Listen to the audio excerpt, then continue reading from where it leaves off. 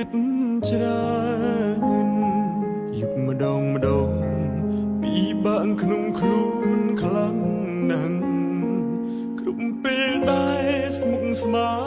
ញគ្មានអ្នកចូលជែកសងជុំវិញខ្លួន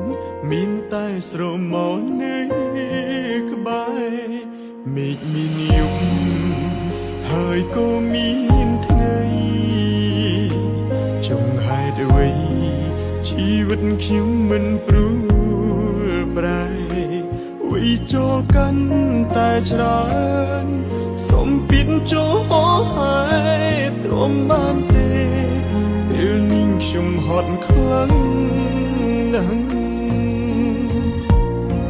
ចង់ត្រឡប់ទៅជាក្មេងហើយមិនចង់ធំចង់រស់នៅជុំបងប្អូនគ្រួសារគ្មានរឿងឲ្យគិតច្រើនគ្មានរឿងឲ្យឈឺក្បាលតែមិនអាចតវ៉ាធ្វើយ៉ាងណាទើបអាចឆ្លងផុតអារម្មណ៍មិននៅក្នុងខ្លួនរាល់ថ្ងៃមានរឿងច្រើនណាស់ម្ដងឡើងចង់ស្ទះស្ទើរស្លាប់ស្ទើររស់គ្មានទាំងកម្លាំងកាយ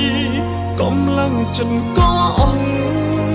ធ្វើអ្វីមិនសមរម្យអនាគតទៅជា